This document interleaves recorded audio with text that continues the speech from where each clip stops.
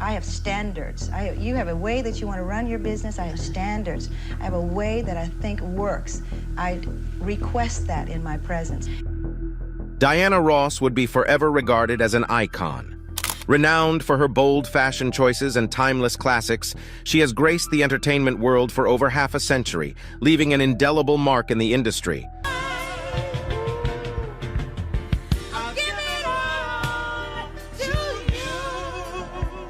But her success has definitely not been without its lows. She is now about 80 years old, and with all the success that she has attained, she is still far from being the happiest person that we all thought she would be. In today's video, we will reveal the whole truth about her life. Let's dive in. Early life and family. The iconic American singer and actress Diana Ross entered the world in Detroit, Michigan on March 26, 1944, setting the stage for a remarkable life. Born to Ernestine and Fred Ross Sr., Diana was the second of 6 siblings. Interestingly, a clerical error on the birth certificate resulted in her official name being Diana instead of her intended name, Diane. Yet, in the close-knit circles of friends and family in Detroit, she was always affectionately referred to as Diana. Raised in a Baptist household, Diana shared her formative years with her parents and siblings. The Ross family, consisting of 3 brothers, Wilbert, Fred Jr., and Barbara, as well as 2 sisters, Barbara and Rita, initially called the vibrant neighborhood near Highland Park, Michigan, their home. An intriguing twist of fate placed the young Diana Ross in proximity to greatness, as the renowned Smokey Robinson was their next-door neighbor, a fact that would later add a touch of stardust to her upbringing. However, fate dealt a challenging hand when Diana's mother fell severely ill with tuberculosis when she was just 7 years old. Faced with the harsh reality of her mother's illness, Diana's parents made a heart-wrenching but necessary decision. In a bid to ensure her mother's proper recovery and the well-being of the children, Diana, along with her brothers, was sent to live with their maternal grandparents, Mrs. William Moten and Reverend William Moten. This period saw the family relocating to Besser, Alabama, where Reverend William Moten served as the pastor of the Besser Baptist Church. Upon her mother's recovery, Diana, now armed with resilience gained through life's challenges, reunited with her siblings and returned to the bustling city of Detroit. It was in this vibrant urban backdrop that Diana Ross, against all odds, embarked on her extraordinary journey as an entertainer, leaving an indelible mark on the world of music and performing arts. Personal struggles, roots, and aspirations. At the age of 14 in 1958, Diana's family underwent a significant transition, relocating to the working-class Brewster Douglas housing developments on St. Antoine Street in Detroit. This move marked a profound change for the family, introducing them to a new chapter of life. Despite the challenges, Diana's tenacity shone through as she embraced this transformation. Immersing herself in her studies, Diana attended the prestigious Cass Technical High School, a downtown Detroit preparatory magnet school and 4-year college. Her aspirations at the time were nothing short of extraordinary. She dreamt of becoming a fashion designer. At Cass Tech, Diana delved into various classes, mastering the art of pattern making, tailoring, millinery, and fashion design. Her pursuit of excellence in fashion was coupled with a zest for learning, as she also dedicated herself to modeling and cosmetology classes during weekends and evenings. Notably, the generous support from Smokey Robinson, who provided the necessary funds for these classes, added a heartwarming dimension to her journey. Diana's enthusiasm extended beyond academics, as she joined her school's swim team and actively engaged in other extracurricular activities. Her energy and drive set her apart, foreshadowing the remarkable trajectory she was destined to follow. Venturing into the workforce for the first time in 1960, Diana secured a position as a busgirl at Hudson's, a renowned department store in downtown Detroit. This move was groundbreaking, as she became the first African-American busgirl at Hudson's, a proof of her resilience and an early turning point in her budding career. In a display of both skill and entrepreneurial spirit, Diana offered hairdressing services to her neighbors, showcasing her determination to augment her income. In January 1962, Diana Ross proudly graduated from Cass Tech, signaling the end of her academic journey. Little did she know that this pivotal moment would serve as the launching pad for her illustrious career in the entertainment world, setting the stage for the extraordinary achievements that lay ahead. From primettes to supremes. Diana Ross embarked on her extraordinary journey into the world of music in 1958, capturing the spotlight at the tender age of 15 when she became a part of the dazzling Primettes. This sensational sister group was intricately linked to the renowned male vocal ensemble, the Primes, forming a powerhouse collective under the discerning eye of music manager Milton Jenkins. A pivotal moment occurred when Paul Williams, a member of the Primes, recognized Diana's exceptional talent and brought her to the attention of the industry. The Primettes, featuring the remarkable lineup of Diana Ross, Betty McGlown, Florence Ballard, and Mary Wilson, showcased their brilliance by triumphing in a prestigious 1960 talent contest in Windsor, Ontario. This triumph caught the discerning ears of Motown Records president and accomplished songwriter Robert Bateman, who, impressed by their performance, urged them to audition. Diana Ross swiftly became renowned for her awe-inspiring live performances, leaving an indelible mark at sock hops on various occasions. With aspirations set on Motown, Diana Ross turned to her former neighbor and supposed boyfriend, William "Smokey" Robinson, seeking guidance.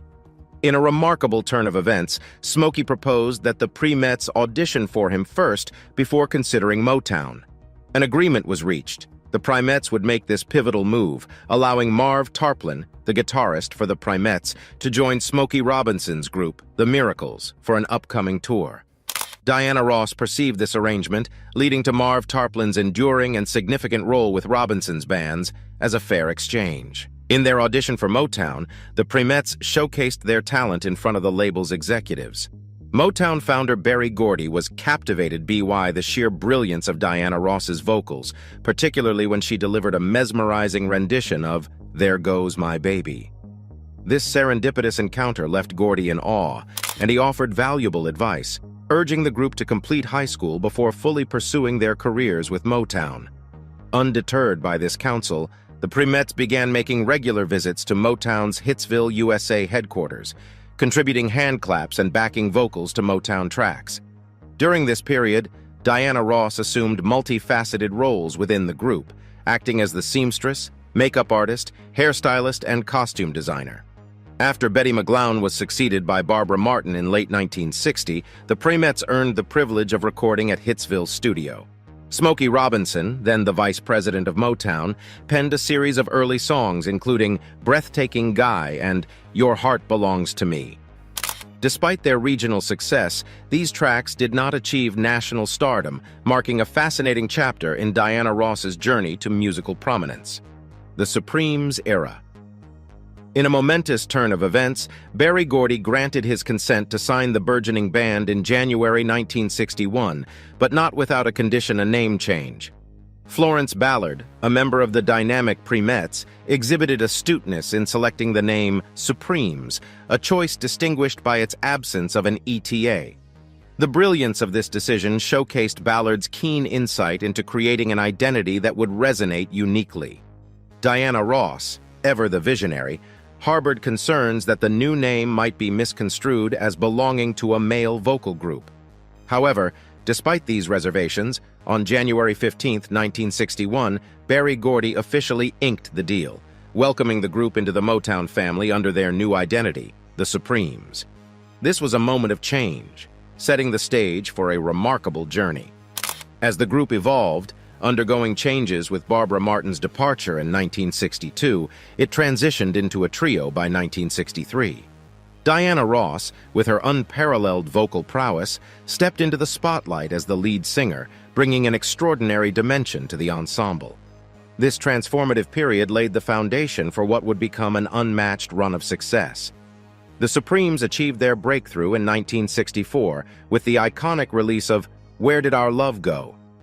This monumental track not only secured their first #1 hit, but also served as the catalyst for a spectacular era of triumphs, solidifying the Supremes' status as trailblazers in the world of music. Personal life and marriage scandal. In 1965, the captivating Diana Ross officially embraced a significant change by formally altering her name from Diane, her original birth name, to the now iconic Diana. During this period, Diana initiated a romantic relationship with Motown CEO Berry Gordy, marking a fascinating chapter in her personal life. The two remained romantically entwined for several years, creating a dynamic power couple within the music industry. This relationship bore witness to a groundbreaking moment in August 1971 when Diana Ross welcomed her eldest child, Rhonda Suzanne Silverstein, into the world. Notably, the upbringing of Rhonda Suzanne Silverstein took a unique turn, as Diana Ross's former husband, the influential music mogul Robert Ellis Silverstein, assumed the role of raising Rhonda. This unprecedented twist added a touch of complexity to the family dynamics. It wasn't until Rhonda reached the age of 13 that Diana Ross chose to unveil the truth about her biological parentage, revealing that Berry Gordy was, in fact, her biological father. Before this revelation, Rhonda affectionately referred to Gordy as Uncle BB. Within the confines of her marriage to Robert Ellis Silverstein, Diana Ross experienced the joy of motherhood, giving birth to two daughters. Chudney Lane Silverstein joined the family in 1975, followed by the birth of Tracy Joy Silverstein, later recognized as the talented Tracy Ellis Ross, in 1972. The year 1977 brought a significant turning point as Diana Ross and Robert Ellis Silverstein chose to part ways, finalizing their divorce. This marked the conclusion of a chapter in Ross's personal life, setting the stage for new beginnings and further contributing to the captivating narrative of her extraordinary journey. Transitioning to a solo career. In May 1970, the incomparable Diana Ross embarked on her solo journey with the release of her debut solo album, a momentous endeavor that marked the beginning of a remarkably successful solo career. Diana Ross's solo prowess reached new heights with the 1971 release of I'm Still Waiting, a song that not only resonated with audiences but also secured her first UK #1 record, further solidifying her global musical impact. That same year, Ross dazzled audiences in her debut solo television special, Diana, featuring a memorable collaboration with the Jackson 5. Undeterred by challenges, Diana Ross ventured into the realm of acting with her debut movie, Lady Sings the Blues, released in 1972. This cinematic masterpiece, a heartwarming biography of jazz and blues legend Billie Holiday, showcased Ross's acting prowess. Despite initial opposition, she garnered acclaim for her portrayal, earning praise from jazz journalist Leonard Feather for her skillful encapsulation of Billie Holiday. Ross's performance earned her Academy Award and Golden Globe nominations, while the film's soundtrack achieved phenomenal success, selling 2 million copies and reaching #1 on the Billboard 200 chart. In November 1972, Diana Ross graced the children's album Free to Be You and Me with her rendition of When We Grow Up, showcasing her versatility and commitment to diverse musical expressions. Continuing her musical reign, Ross achieved her second #1 hit in the U.S. with the soulful ballad Touch Me in the Morning in 1973. This year also witnessed the international success of Diana and Marvin, a duet album with fellow Motown artist Marvin Gaye. Ross embarked on an extensive tour, making history in Japan as the first performer invited to a private meeting with Emperor Hirohito's wife at the Imperial Palace. Breaking barriers, Diana Ross made history by becoming the first African-American woman to co-host the Academy Awards in April 1974, showcasing her multifaceted talents.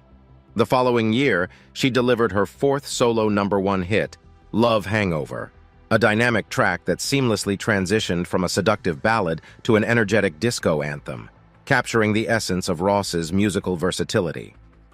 In 1976, Ross commenced her wildly popular An Evening with Diana Ross tour, leaving an indelible mark with a 2-week run at Broadway's Palace Theater and an Emmy-nominated television special. The special featured Ross embodying iconic figures like Bessie Smith, Ethel Waters, and Josephine Baker, showcasing her extraordinary range and earning her a special Tony Award for outstanding performance. A pinnacle of her musical journey came in 1980 with the release of the album Diana, featuring chart-topping hits like I'm Coming Out and Upside Down. This marked a zenith in Ross's career, resonating with a younger dance audience and solidifying her status as a timeless musical icon. Collaborating with Lionel Richie on the 1981 duet ballad Endless Love proved to be another crowning achievement, securing Ross her sixth and final #1 song on the Billboard Hot 100. In 1985, Diana Ross embarked on a personal journey, meeting Norwegian shipping mogul Arne Nice Jr., whom she married in 1986. The union expanded her family, introducing her as a stepmother to Nice's 3 older children and later welcoming their 2 sons, Ross Arne and Evan Olav. Despite the challenges, including Nice's extramarital affair, the marriage endured until 2000. Throughout her life, Diana Ross cherishes her large and loving family, which has expanded to include 7 grandchildren. Her journey as a grandmother began in 2009 when her daughter, Rhonda, gave birth to Rafe Hawk, adding a new and cherished dimension to Ross's extraordinary legacy. Later, career achievements. After over 20 years of association, Diana Ross started negotiations to leave her longtime record company, Motown, in 1980. Motown awarded her a $250,000 severance package, and RCA Records made Ross an incredible offer, a $20 million 7-year recording contract that allowed her complete production control over her albums. She asked Berry Gordy, the head of Motown, if he could match RCA's offer before joining them. But Gordy said it was not possible. As a result, on May 20th, 1981, Diana Ross signed a record deal with RCA worth the highest sums of money in music history. Ross released her first RCA album, Why Do Fools Fall in Love, in October 1981. Over 1 million copies of the record were sold, making it a commercial success. Hits like Mirror, Mirror and her rendition of the timeless hymn Why Do Fools Fall in Love were among them. In addition to starting her production firm, Unveiled Productions, Ross dabbled in real estate investing after joining RCA. She carried on doing lengthy domestic and international tours. Diana Ross received a star on the Hollywood Walk of Fame on May 6, 1982. After Why Do Fools Fall in Love became popular, she released Silk Electric, an album that included the smash song Muscles, which was written and produced by Michael Jackson. Ross received a Grammy nomination and another top 10 smash with this song. In the end, the album was certified gold. In 1984, Diana Ross released an album called Swept Away, which included the duet All of You with Julio Iglesias. The album also featured the single Missing You, written as an homage to Marvin Gaye, which became a global smash. The sales of Swept Away reached a gold record.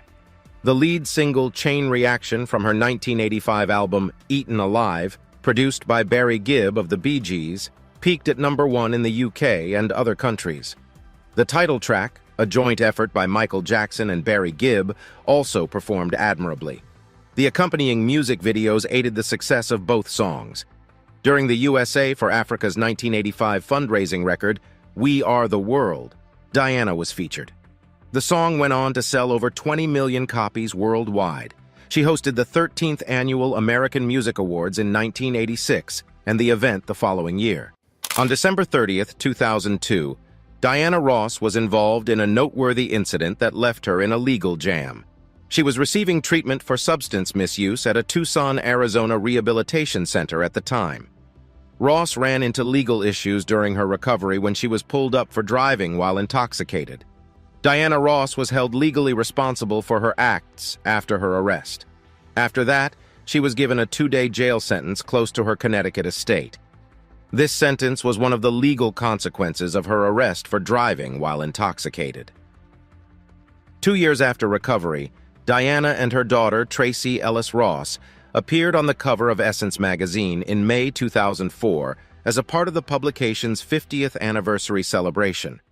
She was the main artist for a Stevie Wonder tribute at the 2004 Billboard Music Awards Century Award on December 8th, and she also took part in the Hope TV concert Tsunami Aid in January 2005, which raised money for the victims of the 2004 Indian Ocean earthquake.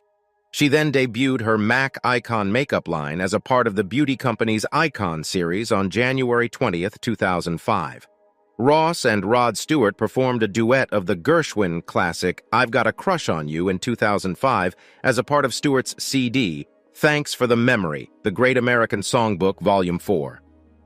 After being released as a promotional single, the song peaked at number 19 on the Billboard Hot Adult Contemporary chart. In addition, Ross and Westlife collaborated on a rendition of her 1991 hit song When You Tell Me That You Love Me, which became successful on the charts, peaking at number 1 in Ireland and number 2 in the UK singles chart. Diana Ross received special recognition as a guest at Oprah Winfrey's Legends Ball weekend in 2005, celebrating 25 African-American women in entertainment, art, and civil rights. Later, ABC broadcasted the weekend as a one-hour show. In March 2006, TV Land Awards viewers chose Ross's broadcasted Central Park concerts, dubbed For One and For All, as the best music moment on television. In 2007, she was recognized at the Kennedy Center Honors and given the BET Awards Lifetime Achievement Award. Ross gave a tribute to Billie Jean King at the U.S. Open tennis tournament's opening ceremony on August 28, 2008. In Oslo, Norway, she was the main performer for the 2008 Nobel Peace Prize concert. Ross was the main act at the yearly Symfonica in Rosso concert series in October 2009, which took place in the Gelredome Stadium in Arnhem, Netherlands. Her first headline tour in 3 years, the More Today Than Yesterday, the Greatest Hits Tour, began in 2010. Positive reviews were received countrywide for this tour, which was devoted to remembering her late friend Michael Jackson. Diana Ross received her Hall of Fame induction in 2011 from the Michigan Rock and Roll Legends. She revealed the Album of the Year candidates and accepted her first Grammy Award for Lifetime Achievement in February 2012.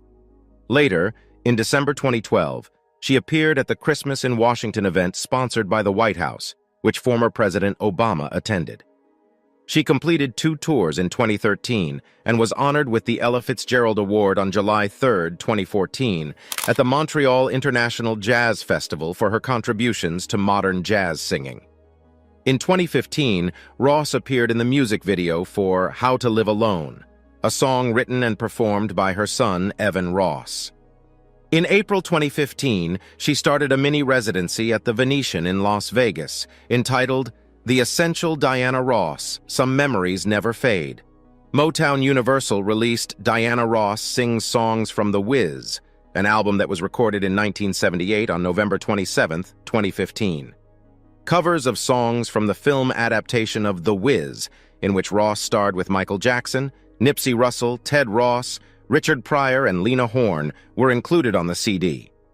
Ross's In the Name of Love tour, which she started in 2013, was restarted in February 2016. President Obama awarded her the Presidential Medal of Freedom on November 22, 2016. Diana Ross was listed as the 50th most successful dance club musician of all time by Billboard magazine in December 2016. She was the main attraction at the 2017 Essence Festival in New Orleans on June 30th, opening the show with her daughter, Rhonda Ross Kendrick. Ross sang several of her hits while accepting the American Music Awards Lifetime Achievement Award on November 19, 2017. In Ain't No Mountain High Enough, the last song of her performance, she invited all her grandchildren to the stage along with her children and their spouses, her first ex-husband, Robert Ellis, Smokey Robinson, and Motown founder, Berry Gordy. Ross appeared on the Home Shopping Network in December 2017 to sell Diamond Diana, her debut fragrance. The scent ran out in a matter of hours. Diamond Diana, a tie-in CD retrospective of her music, was released concurrently with the scent. It peaked at 5 on the top album sales chart and 6 on the Billboard R&B albums chart. Ain't No Mountain High Enough 2017, the first single off the CD, was remixed by Eric C.R. and peaked at number 1 on the Billboard Dance Club Songs chart. Diana Ross was listed as the 3rd most successful dance club musician of all time in December 2018 by Billboard magazine. Ross received recognition from the Recording Academy at the 61st Annual Grammy Awards on February 10, 2019. She gave renditions of The Best Years of My Life and Reach Out and Touch Somebody's Hand. Eric Cooper's remix of her song The Boss from 2019 became The Boss 2019 Inches, and peaked at #1 on Billboard's Top Dance chart on April 13th. In May 2020, Diana Ross released Supertonic Mixes, a compilation of 9 of her biggest hits that Eric Kupper had remixed. The remixes gave these timeless songs new life, which drew in a new audience. Supertonic Mixes was released on CD and pristine vinyl LP in July 2020. The song Turn Up the Sunshine, which Ross co-wrote with the psychedelic pop group Tame Impala, was released in May 2022. This song was the lead single from Minions, the Rise of Gru's original soundtrack album. Turn Up the Sunshine was a modern addition to the album, which featured new takes on beloved 1970s favorites by performers including Brittany Howard, St. Vincent, HIR, and others. Diana Ross performed as the star finale act at the Platinum Party at the Palace on June 4, 2022, in honor of Queen Elizabeth II's Platinum Jubilee. On June 10, 2022, she opened the UK leg of her Thank You tour in Cardiff Castle, continuing to wow crowds. Then, on June 26th, she performed live on the Pyramid stage at Glastonbury Festival, enthralling the audience with an ageless show. Diana Ross's impact and influence are still acknowledged and cherished by fans and fellow artists. After 80 years of establishing her career, what are your thoughts on Diana Ross's life? Please share your thoughts with us in the comments section below. Thanks for watching. Thanks for watching. Thanks for watching. Thanks for watching.